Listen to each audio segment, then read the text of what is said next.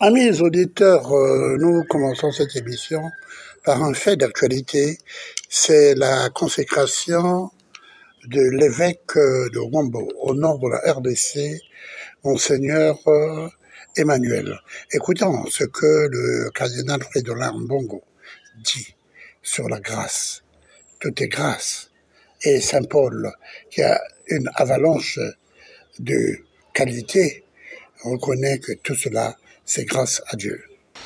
Et vous, notre frère, très cher Monseigneur Emmanuel Ngona, Dieu vous a choisi pour être établi pasteur du diocèse de Wamba. Tout à l'heure, vous serez consacré évêque par l'imposition des mains et la prière consacratoire. Votre nouvelle charge vous oblige à porter votre croix à la suite du Christ et à vous rendre toujours disponible en comptant sur la grâce de la Providence. Comme vous le soulignez dans votre devise épiscopale, cette grâce de Dieu vous suffit. La grâce de Dieu me suffit. 2 Corinthiens 12, 9. Amis auditeurs, la victoire au sprint, c'était la spécialité du Belge Eddy Merckx, l'un des plus grands cyclistes de l'histoire, un recordman du Tour de France. Il y en a qui gagnent tout à la fin, alors qu'on les croyait finis, perdus. Ce n'est pas que les mathématiques, la vie, c'est surtout de la grâce. C'est ce que nous calculons, même avec équerre ou compas, qui n'arrive pas toujours comme nous le souhaitons. Dieu, souverain, dispose de la nature et de la nature humaine comme il le veut. C'est cela qui crée des surprises dans la vie. Ceux que l'on n'attendait pas arrivent à se hisser haut un jour. Dieu seul sait comment les enfants orphelins, les pauvres hier, grâce à l'école, deviennent aujourd'hui des chefs incontestables et incontestés.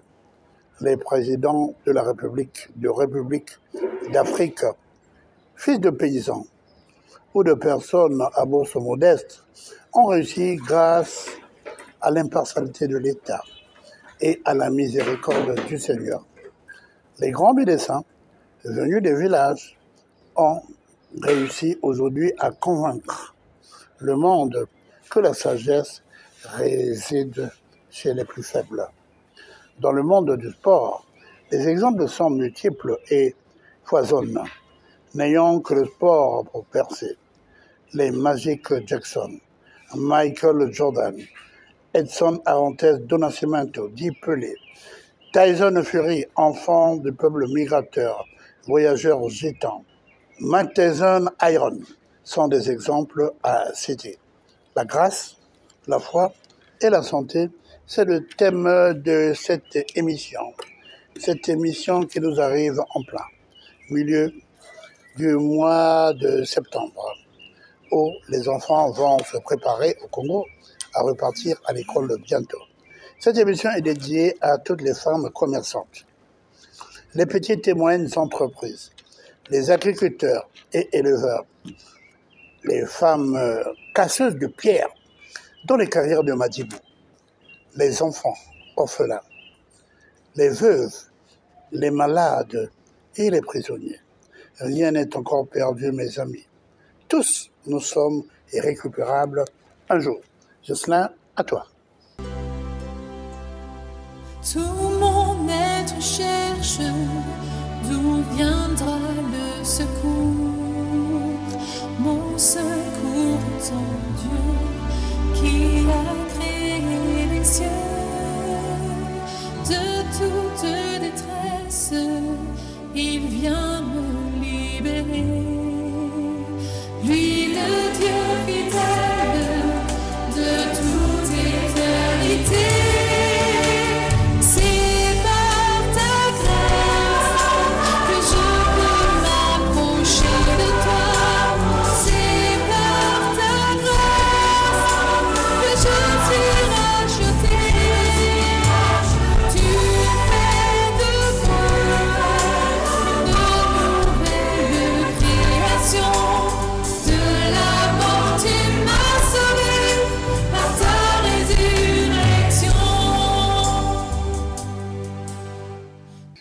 L'histoire de la maladie. Le village qui soigne la ville. Julien vivait à l'intérieur du pays, dans une sous-préfecture là-bas, très très loin de la capitale. Et là-bas, il y avait un arbre rare qui avait des racines riches, qui aidait les mamans à l'aide de tisane à nourrir les enfants malnutris. Julien cogita et réussit à fabriquer une farine comme le foufou, d'un blanc éclatant pour une bonne nutrition plus mesurée. Mais il ne connaissait pas que ça. Il avait donc d'autres breuvages, d'autres mixtures dans son apanage, sa pharmacopée. L'apanage de la médecine africaine de Julien était fort intéressant. Un jour, il reçoit un coup de fil de la capitale. 2 malades s'épuisaient, avec des hoquets très très coriaces. Ce symptôme dû à la contraction du diaphragme. Le diaphragme, c'est ce muscle transversal qui sépare le thorax, où se trouvent le cœur et les poumons, et l'abdomen qui contient l'intestin, l'estomac, le foie, la rate et le reste. Alors, au cours de cette pathologie, le diaphragme repousse en haut l'estomac et fait glousser le larynx, d'où le hic répétitif qui est souvent constaté et qui est gênant et en rapport avec les maladies digestives et pulmonaires. Mais des médicaments peuvent aussi en être responsables. L'estomac trop plein, le repas trop copieux, trop épicé ou pris trop rapidement, les boissons gazeuses, l'alcool, etc. Le nerf phrénique, qui est dans le nerf du diaphragme, provoque une contraction involontaire du diaphragme. La récidive peut créer l'insomnie et la fatigue, l'amaigrissement. C'est une myoclonie phrénoglottique, le nom scientifique de cette affection. Les médicaments qui en sont capables sont les antiémétiques, ceux qui bloquent le vomissement, associés aux corticoïdes, les antiépileptiques contre l'épilepsie, la nicotine à mâcher, c'est-à-dire le tabac, la méthyldopa et beaucoup d'autres produits.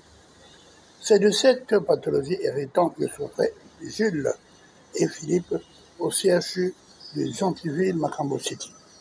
Les spécialistes en gastro-entérologie avaient tout essayé, sans succès. Ils appelèrent Julien le tradithérapeute. Celui-ci récupéra la poudre de la fumée des marmites accrochées à la toile d'araignée, quelque chose d'étonnant, à la toile d'araignée, et la conditionna. Envoya des petits lots à la capitale, en fit une tisane que l'on fit boire à Jules et Philippe. En 15 minutes, la tragédie s'arrêta et le calme revint. L'angoisse cessa et l'inquiétude de la famille s'estompa. Ces malades, désespérés, trouvèrent à la fin du réconfort et sortirent de l'hôpital convenablement. Leur foi les avait sauvés. Nous allons nous reposer en écoutant « La terre ne doit changer de face ». La terre ne doit changer de face. L'hymne à la terre, juste là.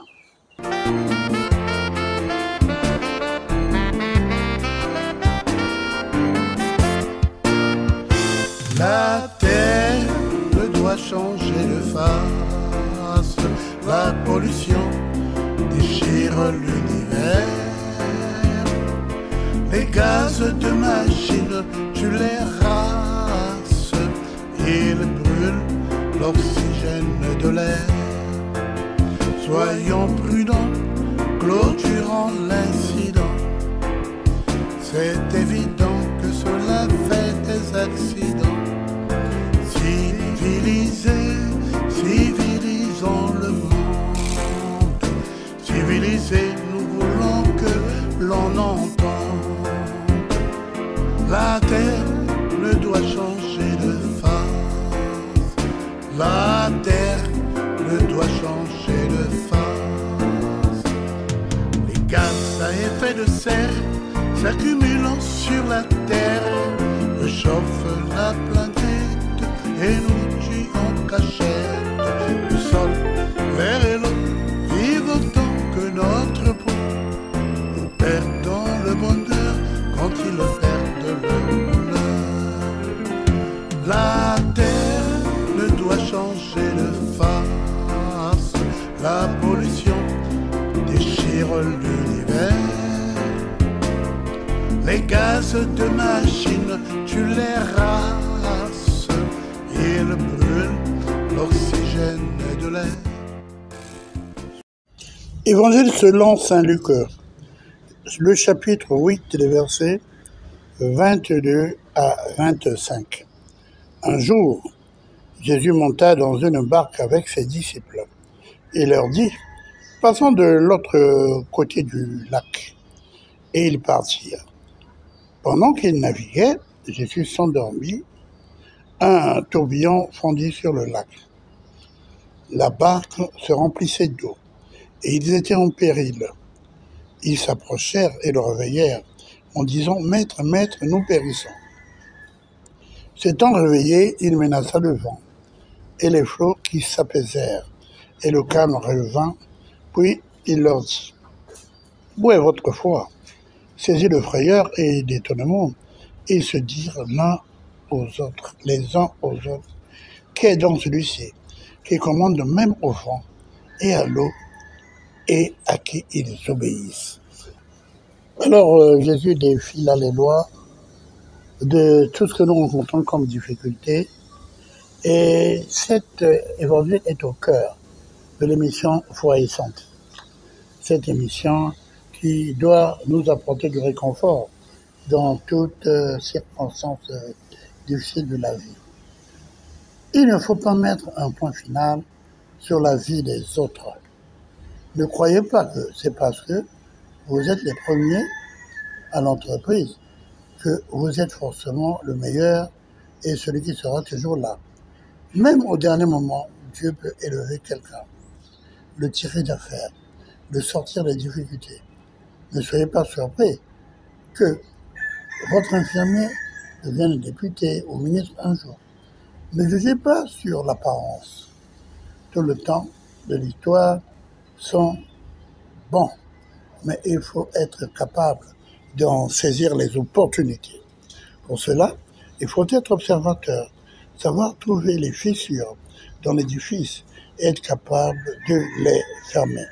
C'est en fermant une brèche que l'on devient meilleur plâtrier, disait quelqu'un.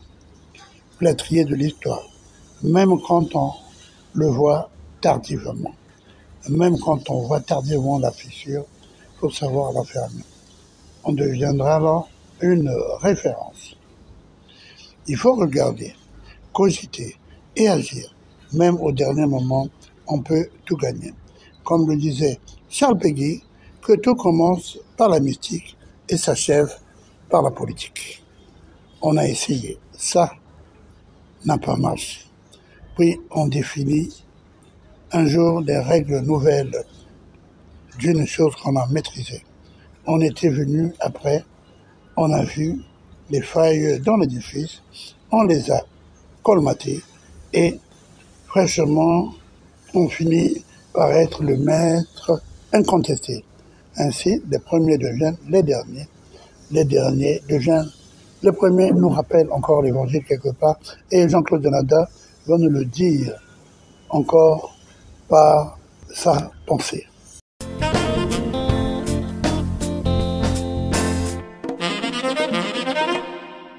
Mon Dieu, je suis ton enfant, ça me fait un cœur chantant. Mon Dieu, je suis ton enfant. Quand je m'en vais tout seul comme un grand, j'aime écouter tes pas derrière moi. sais bien, mon Dieu, que c'est toi. Quand dans mes jours d'enfant désolé, on me demande qui m'a consolé. Moi, je sais bien, mon Dieu, que c'est toi. Mon Dieu, je suis ton enfant.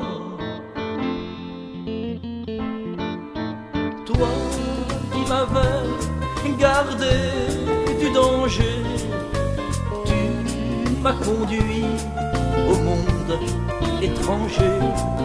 Mais il y a le monde encore à changer. Toi qui m'avais bercé pour me plaire, tu m'as chargé d'un poids de misère.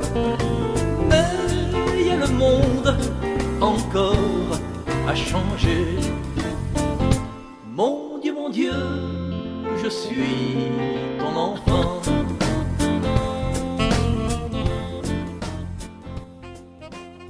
Histoire de la médecine. Socrate. Son élève Platon, l'un des grands philosophes de l'histoire, témoin de la philosophie de Socrate, qui dit ceci: la vertu est une forme de connaissance. Le mal est causé par l'ignorance. La vraie richesse est intérieure. À quoi sert-il à un homme de gagner le monde entier si perd son âme, nous dit le Christ? La vérité émerge du dialogue. Je sais que je ne sais rien. C'est la maïeutique de Socrate, accouché par les idées. Socrate, fils d'une sage-femme et d'un sculpteur. Aujourd'hui, les sages-femmes sont des maïeuticiennes, c'est-à-dire une vie sans examen ne vaut pas la peine d'être vécue.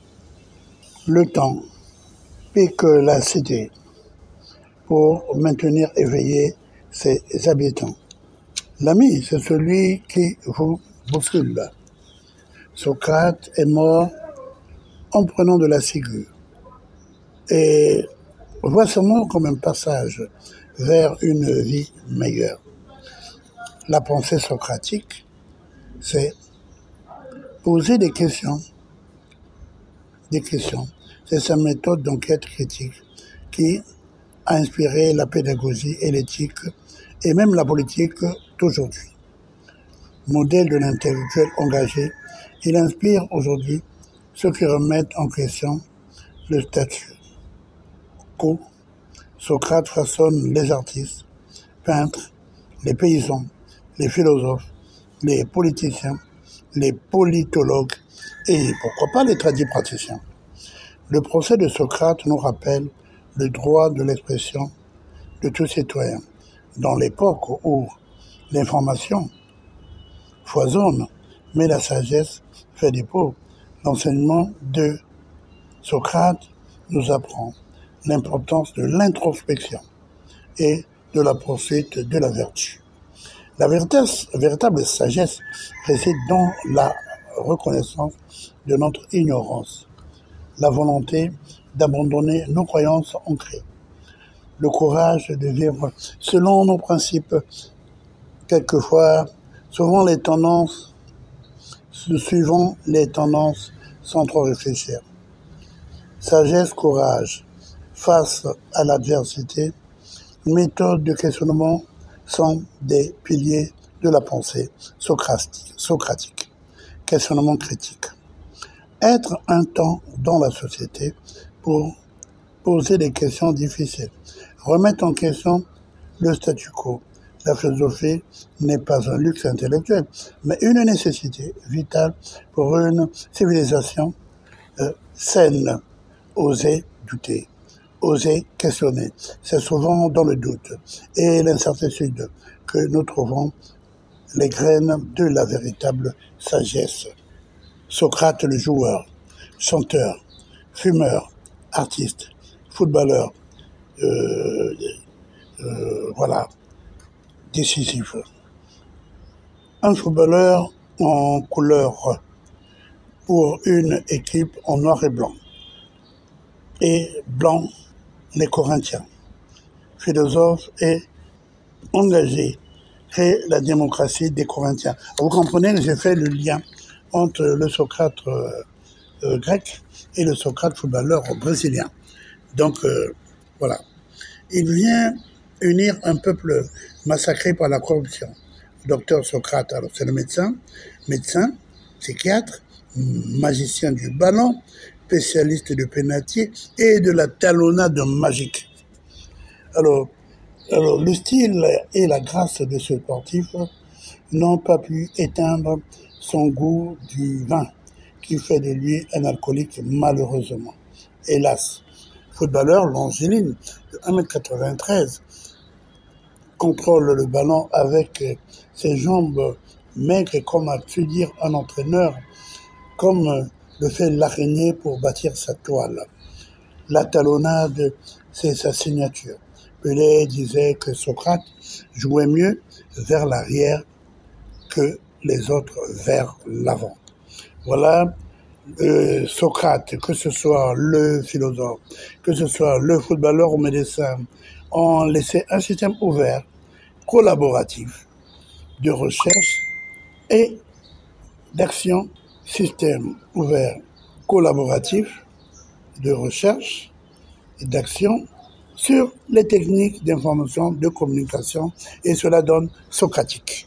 Merci, amis auditeurs, pour votre fidélité à cette émission. Mais avant de clôturer, nous allons quand même prendre le classico catho de l'Église, voilà, et prendre le psaume de référence ainsi que le proverbe de clôture. Ma vie est faite de grâce, de la grâce de mon Dieu. Tous les jours il me protège par sa magnifique grâce. Ma vie est faite de grâce, de la grâce de mon Dieu. Tous les jours il me protège par sa magnifique grâce. Oh, oh, oh, j'adore mon roi. Par sa magnifique grâce. Hey, hey, j'adore mon roi.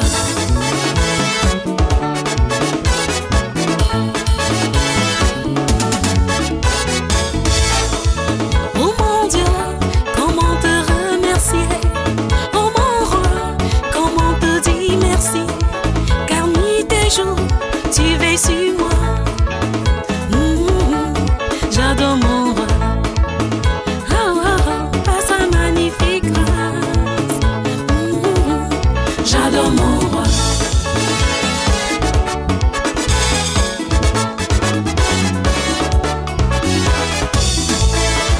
Oh my God, how to thank you, oh my Lord, how to thank you. Every day you take care of me, day and night you protect me. Oh, oh, thank you my God. Thank you Jesus. Hey, hey, hey. Thank you my Lord.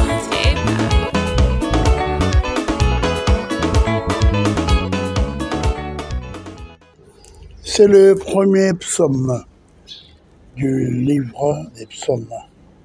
Heureux l'homme qui ne marche pas selon le conseil des méchants, qui ne s'arrête pas sur la voie des pécheurs, et qui ne s'assied pas en compagnie des moqueurs, mais qui trouve son plaisir dans la loi de l'Éternel, à qui le médite et qui le médite jour et nuit. Il est comme un arbre planté près d'un courant d'eau, qui donne son fruit en sa saison, et dont le feuillage ne se flétrit point. Tout ce qu'il fait lui réussit. Il n'en est pas ainsi des méchants. Ils sont comme la paille que le vent dissipe. C'est pourquoi les méchants ne résistent pas au jour du jugement, ni les pécheurs dans l'assemblée des justes. Car l'Éternel connaît la voie des justes, et la voie des méchants mène à la ruine. Les justes bénéficient de la grâce et sont toujours tirés d'affaire. Si vous êtes malade, si vous êtes prisonnier, Si vous êtes chef d'entreprise, soyez juste là où vous êtes et vous bénéficierez de la grâce, ce que nous apprend le texte aujourd'hui. Proverbe originaire de la Mongolie. La Mongolie, un pays qui a un très bon niveau de santé. En 1990, il y avait 6 médecins, en majorité des femmes, mais qui ont fait baisser le taux de mortalité maternelle et infantile de 25%. Les soins sont pratiquement gratuits sur ce territoire qui a 3 millions 398 millions, qui a 398 millions d'habitants et qui a 1 565 millions de kilomètres carrés, pratiquement comme la RDC. Voilà. Ce pays-là donc a un très bon niveau de santé. Comme disait quelqu'un, les titres sont éphémères, mais la gloire est éternelle. Et il semble que ce pays-là, aujourd'hui, a une gloire qui est durable et une grâce. Que dit le proverbe qui vient de Mongolie? Il n'y a que le ciel qui voit le dos d'un épervier. Il n'y a que le ciel qui voit le dos d'un épervier. Ça veut dire, ne jugez pas. Il n'y a que Dieu qui connaît, Dieu qui nous connaît. Ne dites pas que parce que quelqu'un il est en prison, qu'il est fini, qu'il est grand malade, qu'il est terminé, qu'il est hyper endetté, qu'il ne s'en sortira pas. Voilà un peu. Et il n'y a que le ciel qui voit le dos d'un épervier. Merci à mes auditeurs. Merci. Soyez prudents. Volez très haut, très très haut. Et parfois seuls, comme des aigles. Vous savez que l'aigle, c'est l'un des animaux les plus puissants de la planète, qui obéit à plusieurs principes. Et parmi les principes de l'aigle, il y a la hauteur.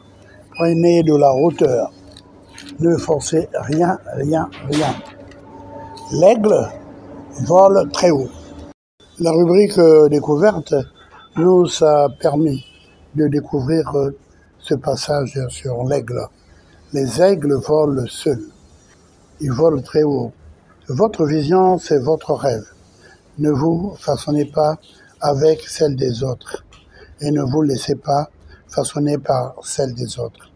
L'approbation, c'est la vôtre. Les aigles volent haut, là où l'air est rare, léger. Habituez-vous à ce que les gens ne soient pas toujours d'accord avec vous. Un vrai leader, ça doit connaître cela. Ça doit côtoyer la solitude quelquefois. Très haut, l'aigle rencontre d'autres aigles, et non des pigeons ou des canards. Trouvez d'autres qui ont les mêmes rêves que vous. Les aigles possèdent une bonne vision. L'aigle a une double vue, à 8 km dans les airs. Il voit correctement la souris qui est dans une maison, par exemple. Les airs,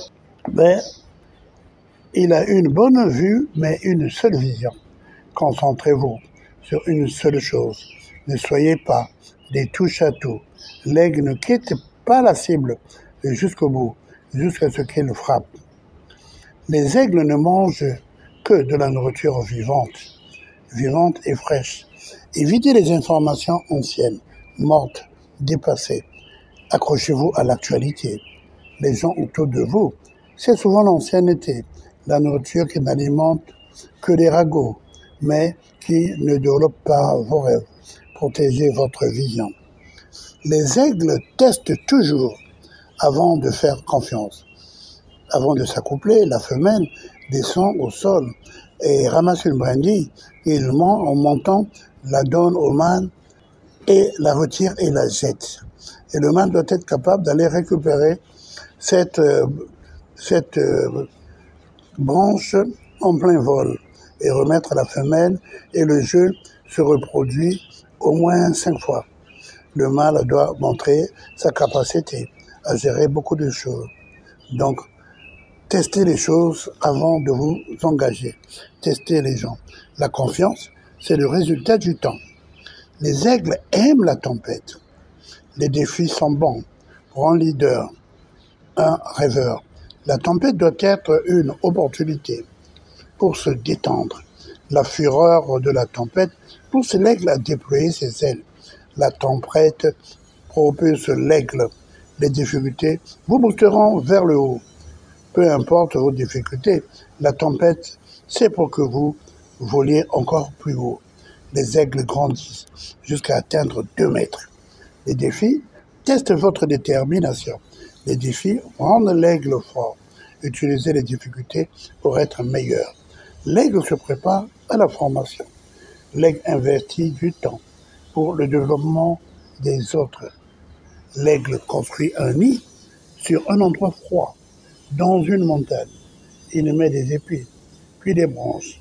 Et celui comptant encore, il ajoute de la paille. Et les œufs de la femelle vont grandir sur ce nid où il y a coton et épines. La capacité à former les autres doit les mettre aussi à l'épreuve de temps en temps. C'est cela la formation du leader. Les gens, les relations, la capacité à former d'autres personnes, mâles et femelles, vont donc essayer s'asseoir de temps en temps sur les œufs. Les œufs femelles et les mâles vont s'asseoir en alternance de temps en temps. Cela veut dire que le concept de parité, si l'aigle est connu depuis longtemps, le conjoint doit être d'accord avec le rêve de la conjointe et vice-versa. Et voilà, nous devons avoir la même vision. La même vision. Je vous rappelle que le concept dit, le mot dit, devant un autre mot, déforme entièrement. Par exemple, cotomie, si vous mettez dichotomie, ça veut dire diviser. Vorce, ça veut dire le pouvoir. Divorce, ça veut dire diviser le pouvoir. Vision, ça veut dire ce que vous connaissez. Division, ça veut dire deux visions. Ce n'est plus la même chose. Donc, communiquez votre vision. Souvent, tout animal à 2 têtes est un monstre. L'aigle et sa compagne ont une vision. Et les aiglons vont bénéficier de ça.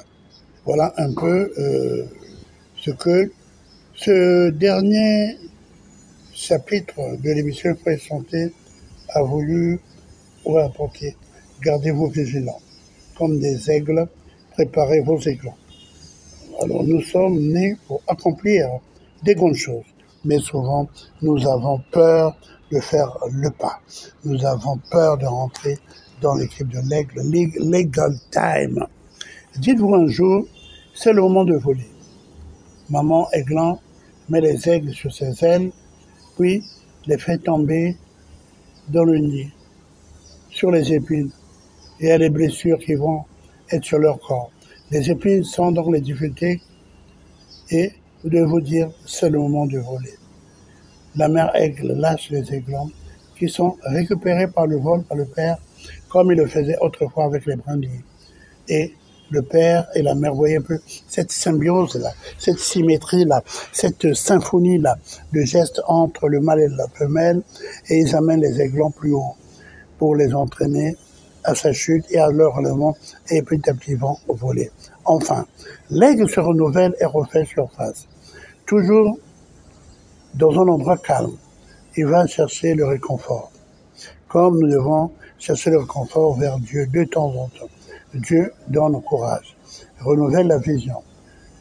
Retournez souvent là où le rêve a commencé. C'est ceux qui se confient en l'Éternel qui vont voler plus haut et renouveler leur force.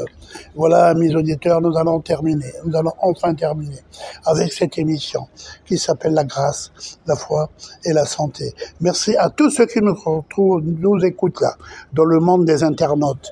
Tous ceux qui nous écoutent au diocèse de Ouesso. de Cailly, de Doluzy, et aux archidiocèses de Pointe-Noire, de Brazzaville, à l'archidiocèse monumental de Kinshasa, en RDC, et au monde entier. Au revoir, à bientôt, même jour, même heure, même fréquence, la fréquence sacrée. Souvenez-vous tous que nous sommes tous les frères de Jésus. Même père, même mère. Au revoir, que Dieu vous bénisse.